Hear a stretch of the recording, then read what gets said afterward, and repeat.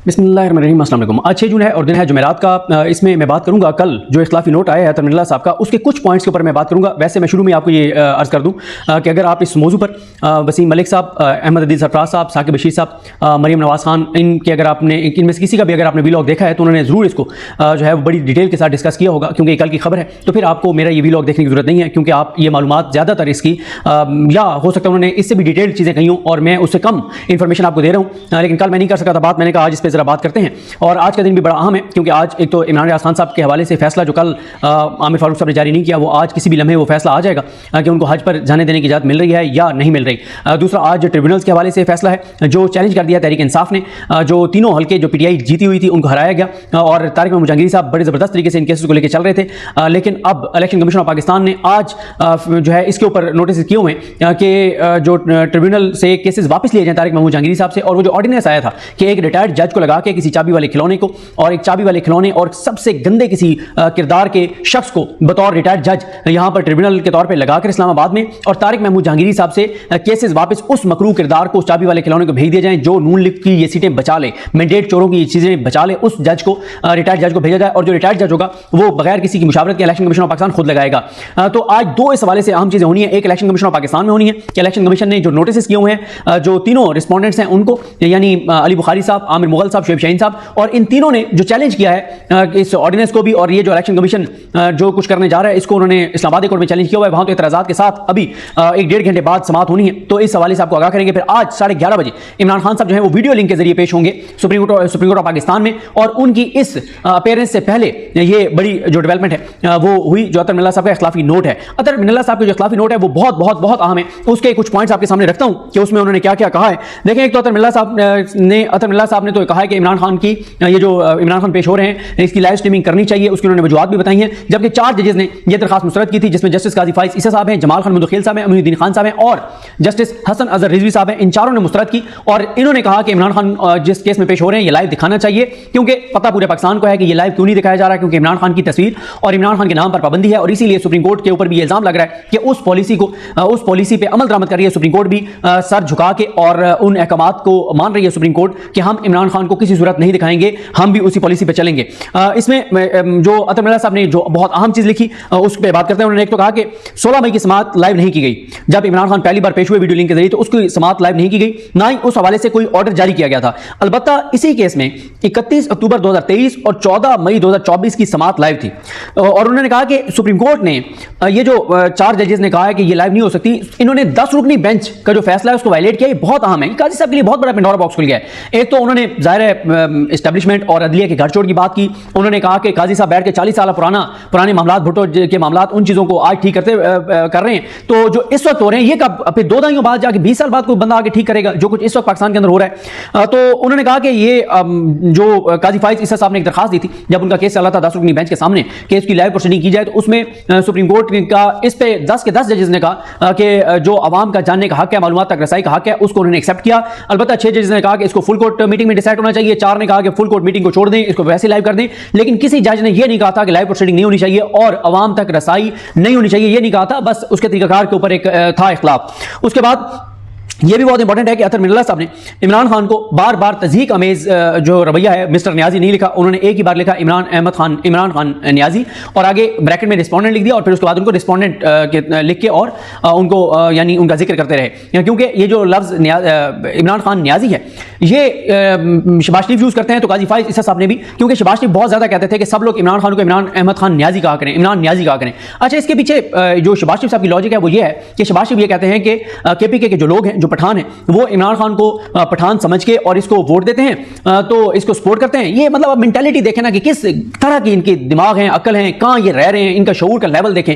तो शहबाज शरीफ और शरीफ खान समझता है कि ये KPK वाले इमरान खान को पठान समझ के सिर्फ इस बेस पे उसको जो है वोट दे देते हैं। वो भाई इमरान खान तो वो जो वहां पे बाकी इतने बड़े बड़े पठान जो लीडर हैं बाकी जमातों में, परवेज खटक साहब और इस तरह के कितने बाकी जमातों के देख लें कौन कौन सी मोस्टली पार्टियां जो वहां की KPK की, उनके लीडर जो हैं वो पठान है। तो वो ये कहते हैं शहबाज शरीफ के पठान वो समझते हैं, वो कहते हैं बड़े सादा लोग हैं जो शहबाज शरीफ लफ्ज़ कहते हैं, वो मैं नहीं कहता, जाहिर है मैं तो समझता हूँ केपीके में शऊर हमारे पंजाब से ज्यादा है, रेजिस्टेंस पंजाब से ज्यादा है, जुर्रत पंजाब से ज्यादा है, गैरत पंजाब से ज्यादा है, बहादुरी पंजाब से ज्यादा है, लेकिन शहबाज शरीफ कहते हैं कि ये इनको शऊर नहीं है, ये इमरान खान को पठान समझ के और वोट दे देते हैं। तो इसलिए इनको बताना जरूरी है कि इमरान खान पठान नहीं है, वो न्याजी है। तो इसलिए शहबाज शरीफ बार बार इमरान खान को एक तो इसलिए कहते हैं इमरान अहमद खान न्याजी, और एक फिर वो मिला देते हैं कि वो जो जनरल न्याजी हैं वो इमरान खान के रिश्तेदार थे जिन्होंने सरेंडर किया था। हालांकि वो भी ऐसा नहीं है जितनी उनका वो बताया जाता है कि उनके बड़े करीबी लगते थे वो ये रिश्तेदार थे, वो भी ऐसा नहीं है।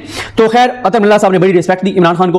अब आप देखें ना अतर मिनल्ला साहब, अभी आप देखेंगे, ये मैं आपको एडवांस बता दूं, इस केस में अतर मिनल्ला साहब इमरान खान की पिटीशन, इमरान खान के मौकफ के खिलाफ फैसला देंगे। आप देख लेंगे क्यों। इमरान खान का क्या मौकफ है? इमरान खान का यह है कि नैब की जो तरमीम है वो बरकरार रहनी चाहिए थी, सॉरी कलअदम होनी चाहिए थी, जो कि उमर बदियाल साहब और इजाजुल हसन साहब ने कलअदम कर दी और मंसूर अली शाह साहब ने उनको बरकरार रखा था। और ये वो तरमीम है जो चोरों डाकुओं लुटेरों ने की थी, एक नामुकम्मल पार्लियामेंट ने की थी, और जिसमें सारे चोरों डाकुओं लुटेरों की अपनी मफाद के लिए वो की गई थी। तो और उसके ऊपर फिर इंटर कोर्ट अपील आई है। आप देखेंगे कि अतर मिनल्ला साहब मंसूर अली शाह साहब के फैसले के साथ जाएंगे, इन तरमीम को बरकरार रखेंगे, कहेंगे कि पार्लियामेंट की एक रिस्पेक्ट है, जैसी तैसी भी थी पार्लियामेंट थी। और दूसरा उन्होंने इस केस में, इस इख्तिलाफी नोट में भी नैब को उड़ा के रख दिया है। इमरान खान चाहते हैं कि नैब मजबूत हो, अतर मिनल्ला साहब ये समझते हैं कि नैब सिर्फ और सिर्फ सियासतदानों के खिलाफ इस्तेमाल होता है, इसका वजूद नहीं होना चाहिए, इसका कोई इसकी गुंजाइश नहीं है, और इसको किसी सूरत में बेलगाम नहीं छोड़ा जा सकता कि अगर आप इसको बेलगाम छोड़ेंगे तो फिर वही होगा जो lieutenant general retired Nazir Ahmad Bhatt साहब के दौर में हो रहा है कि तमाम चोरों डाकुओं लुटेरों को उन्होंने बरी किया, तो उनको बरी करवाया, उनको क्लीन चिटें दी और इमरान खान के ऊपर झूठे केसेस बनाए। तो अतर मिनल्ला साहब का तो यह भी हुआ है कि इसको नैब को जितना आप जो है वो इसके रोल को महदूद कर सकते हैं करें, इसको बेलगाम मत छोड़ें। इमरान खान कहते हैं कि जी चाहे मेरे केस चल रहे हैं चलने दें, मैं भी जवाब दूंगा नैब को, लेकिन सख्त से सख्त नैब को कानून होना चाहिए और चोरों डाकुओं लुटेरों का एहतसाब होना चाहिए। इसमें अतर मिनल्ला साहब इमरान खान के मौकफ के खिलाफ फैसला देंगे, ये आप देख लीजिएगा। फिर क्या होगा? फिर क्या पीटीआई वाले गालियां देने लग जाएंगे अतर मिनल्ला साहब को? बिल्कुल नहीं देनी चाहिए। हमने माजी में अतर मिनल्ला साहब को क्रिटिसाइज किया ना, मतलब सख्त अल्फाज भी कहे, गलत अल्फाज भी कहे, तज़ीक अमेज अल्फाज भी कहे, लेकिन हमें बहुत पहले, आज से 2 साल पहले हम इस नतीजे पे पहुंच गए थे कि अतर मिनल्ला साहब अगर इमरान खान के दौरे हुकूमत में साफियों कुछ को रिलीफ दे रहे थे तो इसलिए नहीं दे रहे थे कि वो प्रो पीएमएलएन है, बल्कि अतर मिनल्ला साहब का एक असूल है, वो आइन के साथ चलते हैं, वो आइन में दी गई जो शख्सी आज़ादी उनके साथ चलते हैं, वो बुनियादी इंसानी हकूक की फराहमी के अपने हलफ के साथ जाते हैं, उस पर अमल करते हैं। तो बाद में हमने देखा उन्होंने बाकी दूसरी साइड को भी रिलीफ दिया, तो हमने तो भाई 2 साल पहले अपनी तस्दीक कर ली थी, माजरत कर ली थी, माफी मांग ली अतर मिनल्ला साहब से। तो अतर मिनल्ला साहब एक आजाद जज हैं, इमरान खान, और अगर इमरान खान से सवाल जवाब ज्यादा हुए तो आप देखेंगे सबसे सख्त सवालात अतर मिनल्ला साहब इमरान खान साहब करेंगे, इमरान खान से करेंगे, और इमरान खान को उड़ा के रख देंगे अतर मिनल्ला साहब कि आप के दौर में ये हुआ नैब में, और आपके साथ आप ये हो रहे हैं, आप चाहते हैं ये नैब चले, और बहुत सख्त वो सवालात करेंगे इमरान खान से। उसके बाद अतर मिनल्ला साहब ने कहा कि इमरान खान जो है वो गैर मुतनाज़ तौर पर पीटीआई के जो है वो एक बड़े लीडर भी हैं और बानी चेयरमैन है तहरीक इंसाफ के। और फिर अतर मिनल्ला साहब ने इसका सारा बैकग्राउंड लिखा कि ये नैब की तरमीम हुई थी, ये चैलेंज हुई थी सुप्रीम कोर्ट में, 2-1 से फैसला आया, तरमीम को उड़ा दिया गया, उसके नतीजे में फिर इंटर कोर्ट अपील आई। उसके बाद अतर मिनल्ला साहब कहते हैं कि 14 मई 2024 को इमरान खान को दलाइल देने की इजाजत दी गई। इमरान खान पहली मरतबा 16 मई को बजरिया वीडियो लिंक अदालत में पेश हुए। यहां पर अतर मिनल्ला साहब बहुत इंपॉर्टेंट बात कहते हैं कि जो 16 मई की समाअत थी, हैरान कुन तौर पर बगैर किसी अदालती हुक्म के उस समाअत को रोक दिया गया। उसके बाद अतर मिनल्ला साहब कहते हैं कि क्योंकि अतर मिनल्ला साहब ने ना 2 तारीखें लिखी हैं इसमें, वो कहते हैं कि 31 अक्टूबर, वो क्योंकि उन्होंने कहा कि 2 समाअतों पे तो लाइव था, लेकिन 16 मई को लाइव रोक दिया गया और कोई ऑर्डर भी नहीं किया गया। या तो आपको ऑर्डर करते, आप कहते हैं कि हम इस वजह से रोक रहे हैं लाइव समाअत, वो ऑर्डर भी कोई नहीं किया गया, और ऐसी कोई समझ नहीं आती कि कैसे आपने लाइव रोक दिया। उसके बाद अतर मिनल्ला साहब कहते हैं कि जो सवालात थे ना केपीके हुकूमत की दरखास्त की लाइव करने वाली, इन सवालों का जवाब देने से पहले जरूरी है कि जस्टिस काजी फाइज ईसा के फैसले का जायजा लिया जाए। उसमें काजी साहब ने दरखास्त दी, इमरान खान की हुकूमत थी, उन्होंने मुखालफत की लाइव की, 10 जजेस ने आवाम के मालूमात तक रसाई के हक को तस्लीम किया, और लेकिन 6-400 दरखास्त मुस्तरद हुई कि तरीकाकार इसका तय किया जाए। और फिर वो कहते हैं कि जो उन्होंने वो सारा जो उसमें लिखा गया था कि क्यों ये लाइव होनी चाहिए, उस सारे पॉइंट्स उन्होंने रिप्रोड्यूस किए उस इस इख्तिलाफी नोट में। फिर अतर मिनल्ला साहब कहते हैं कि फुल वो जो कहा गया था उस फैसले में कि फुल कोर्ट जो है इसमें इसको डिसाइड करे बैठ के इंतजामी साइड पे, कहते हैं कि काजी फाइज जब चीफ जस्टिस पाकिस्तान बने और फुल कोर्ट मीटिंग हुई तो उसमें फिर ये तय हुआ कि 184(3) अवामी मफाद की जितने केसेस हैं वो लाइव प्रोसीडिंग उनकी दिखाई जाएगी। और उन्होंने कहा कि ये भी उसमें है कि अगर कोई केस 184(3) का नहीं दिखाना तो उसके क्या हालात ऐसे हैं, एक्स्ट्राऑर्डिनरी को हालात हैं ऐसे, और उस केस में कोई ऐसी चीज़ है जो अवामी मफाद के खिलाफ जाएगी, नहीं जानी चाहिए उसकी मालूमात अवाम तक, या वो जरूरी नहीं जाना, तो वहाँ पे रीजन देनी होंगी, वजूहत देनी होंगी कि क्यों जो है ये केस लाइव नहीं दिखाया जा रहा। और उन्होंने कहा कि जब एक बार लाइव शुरू हो जाए तो फिर तो जो है वो कहते हैं कि फिर तो रीजंस देनी चाहिए थे, हम क्यों रोक रहे हैं, जब पहले आप दिखा रहे थे फिर आपने क्यों लाइव उसको रोका। फिर वो कहते हैं कि ये तो किसी को दरखास्त देने की भी जरूरत नहीं है, ये तो अदालत की अपनी जिम्मेदारी है, अदालत का फैसला है, अदालत का फैसला है कि हम लाइव दिखाएंगे, तो अदालत की अपनी जिम्मेदारी है कि अदालत लाइव दिखाए। और अतर मिल्ला साहब ने तो कैटेगोरिकल लिख दिया है कि ये तो सुप्रीम कोर्ट के अपने फैसले की खिलाफवर्जी है जो ये 4 जजेस ने लिखा है। यानी क्या सवाल यह है कि क्या सुप्रीम कोर्ट ने सुप्रीम कोर्ट के फैसले की, सुप्रीम कोर्ट की तौहीन कर दी है, तो सुप्रीम कोर्ट के फैसले की तौहीन कर दी है, उसकी खिलाफवर्जी कर दी है, ये एक बड़ा सवाल है। उसके बाद उन्होंने बताया अतर मिल्ला साहब ने अपने इख्तिलाफी नोट में कि 18 सितंबर 2023 को फुल कोर्ट मीटिंग में तय हुआ कि पायलट प्रोजेक्ट जो है वो के तौर पर इसको शुरू किया जाएगा। वो शुरू हुआ, कामयाबी से ये प्रोजेक्ट शुरू हुआ, यानी लाइव दिखाने का सिलसिला, और अब तक वो जारी है। अब तक 184 के तकरीबन तमाम केसेस जो है वो लाइव किए गए हैं। फिर वो कहते हैं कि एसओपीज बना के भेज दिए गए फुल कोर्ट को, और वो कहते हैं कि ये जो कहा गया ना काजी साहब की जानिब से कि एसओपीज जो है वो नहीं बने हुए, वो कहते हैं एसओपीज ना भी बने हुए हों तब भी लाइव दिखाना चाहिए। उसकी वजह यह है कि सुप्रीम कोर्ट के 10 जजेस का ये फैसला है मालूमात तक रसाई के हवाले से।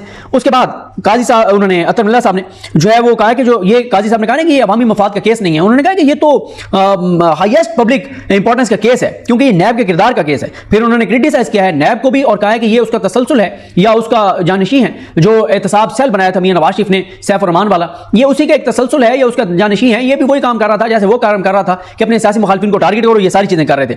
और फिर वो कहते हैं कि ये जो एहतसाब सेल था वो या नैब ये जो है सियासी इंजीनियरिंग के लिए इस्तेमाल हुए। और वो कहते हैं कि हमेशा से नैब को हुकूमत के जो नाकदीन होते हैं, जो मुखालिफिन होते हैं, उनको हरासा करने के लिए, उनकी तज़हीक करने के लिए, उनसे इंतकाम लेने के लिए, इन चीज़ों के लिए नैब को जो है वो इस्तेमाल किया जाता है।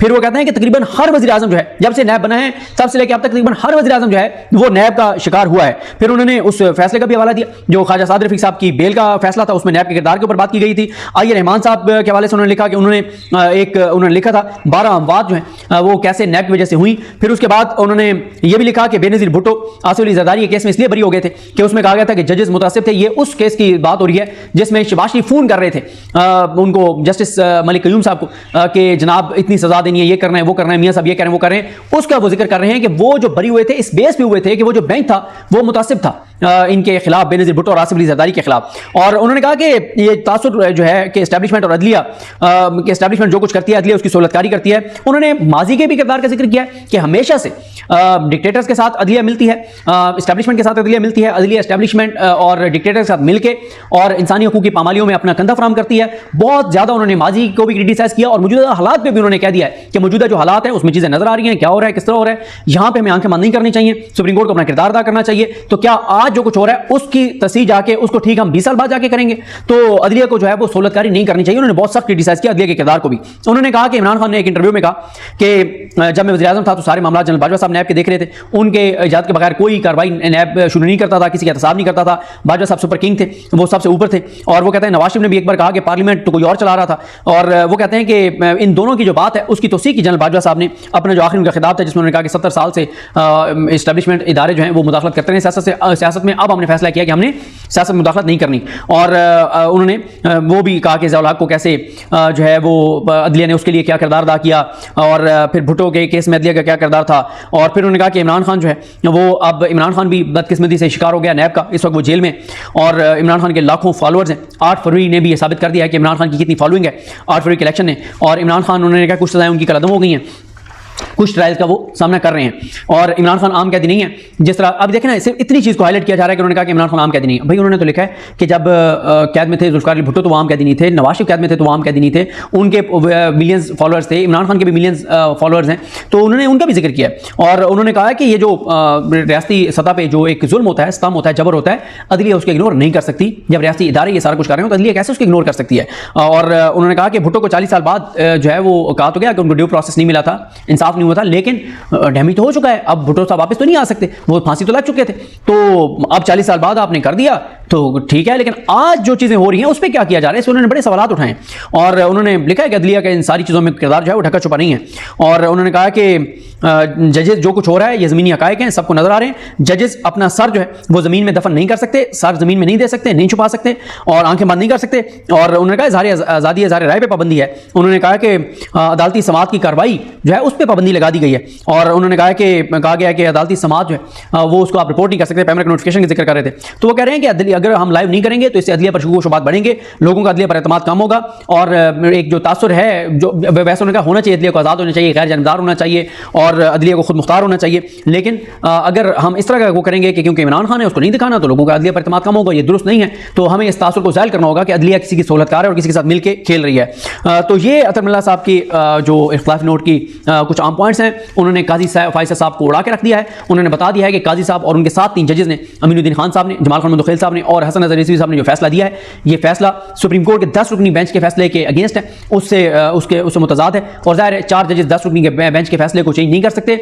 और ये उन्होंने बड़ा ज़बरदस्त लिखा है। और उन्होंने जो इस वक्त सुप्रीम कोर्ट का किरदार है, काजी फाइज़ साहब का जो किरदार है उसको भी क्रिटिसाइज़ किया है। इससे पहले आप देख रहे हैं कि मखसूस नशिस्तों वाले केस में भी बहुत टफ टाइम अतर मिल्ला साहब दे रहे हैं। काजी फाइज़ साहब तो कहते थे कि इमरान खान को खुद दलाइल देने की इजाज़त ही नहीं होनी चाहिए, ये भी अतर मिल्ला साहब ने कहा कि होनी चाहिए। फिर जजेस उठ के गए और फिर फैसला हुआ कि जनाब उनको होनी चाहिए इजाज़त, और इस तरह से इजाज़त उनको दी गई। और फिर जज अतर मिल्ला साहब ने कहा कि इमरान खान और इस केस को लाइव दिखाया जाना चाहिए। उस दिन फिर जजेस उसके चले गए थे, 2-3 मिनट बाद, 55 मिनट बाद वहाँ वापस आए थे और फिर काजी साहब ने जैसे भी उनको मैनेज किया या कायल किया, उन जजेस को उनको अपने साथ मिला लिया और 4-1 से KP हुकूमत की दरखास्त मुस्तरद कर दी। ये जो इख्तिलाफी नोट है ये इमरान खान के उस बयानिए की जीत है जिसमें इमरान खान बता रहे हैं कि किस तरह से काजी फाइज़ साहब जो है वो जो एक पर्पज़ है इस पूरे निज़ाम को उसको सर्व कर रहे हैं। और ये इमरान खान के उस बयानिए की फतह है, उसकी तौसीक है, तस्दीक है। लेकिन मैंने आपको बता दिया कि इमरान खान ये केस हार जाएंगे। अतर मिल्ला साहब नैब के किरदार के बहुत खिलाफ हैं और वो ये समझते हैं कि अदालती फैसले मौजूद हैं जिसमें नैब के किरदार पर बहुत ज़्यादा बात की गई है, तो किसी सूरत भी ये फैसला जो उमर बंदयाल साहब का और एजाज़ उल हसन साहब का वो बरकरार नहीं रहेगा, ये कलअदम हो जाएगा। इमरान खान जीता हुआ केस हार जाएंगे, लेकिन फिर भी इमरान खान को इसका फ़ायदा होगा क्योंकि अगर ये तरमीम कायम रहती हैं तो फिर इमरान खान के जो नैब केसेस हैं उसमें इमरान खान को बहुत ज़्यादा फ़ायदा होगा। तो ये है सूरत हाल, देखते हैं चीज़ें कैसे बढ़ती हैं, आज क्या होता है अदालत के अंदर। मुझे अपनी दुआ में याद रखें। अलग इमाम साहब का हमें नासर, अल्लाह हाफ़िज़।